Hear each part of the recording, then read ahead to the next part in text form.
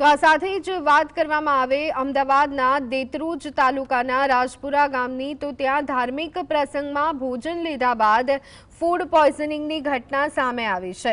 પ્રસાદમાં સેવ ખમણી ખાધા બાદ અંદાજે 60થી વધુ લોકોની તબિયત અચાનક જ લથડી હતી। અસરગ્રસ્તોને ઉલટી અને ઉબકાની ફરિયાદ થતાં તાત્કાલિક કડીની, ભાગ્યોદય અને અન્ય ખાનગી હોસ્પિટલમાં ખસેડવામાં આવ્યા હતા। ઘટનાની જાણ થતાં દેત્રુજ આરોગ્ય વિભાગનો કાફલો દોડતું થયો હતો અને સારવાર શરૂ કરાઈ હતી। સદનસીબે તમામ દર્દીઓની હાલત સ્થિર હોવાનું અત્યારે હાલ તો માલુમ પડી રહ્યું છે।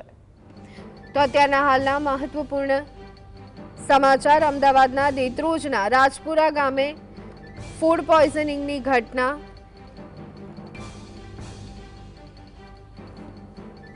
દેત્રુજ તાલુકાના રાજપુરા ગામથી અત્યાર સ્થિતિ કંટ્રોલમાં છે। બધાને તાત્કાલિક સારવાર મળી જતા ભાગ્યોદય હોસ્પિટલમાં બધાને દાખલ કરેલા છે અને અત્યારે સ્થિતિ કંટ્રોલમાં છે। કોઈ એટલું બધું ગંભીર છે નહીં, બધાની પરિસ્થિતિ કંટ્રોલમાં આવી ગઈ છે। જાણવા એવું મળ્યું છે કે કંઈક પોતાનું ફેમિલી ફંક્શન હતું એમનું, કંઈક ધાર્મિક ફંક્શન હશે અને એમાં કંઈક સેવ ખમણી ખાધા પછી આ બધી તકલીફ થઈ છે।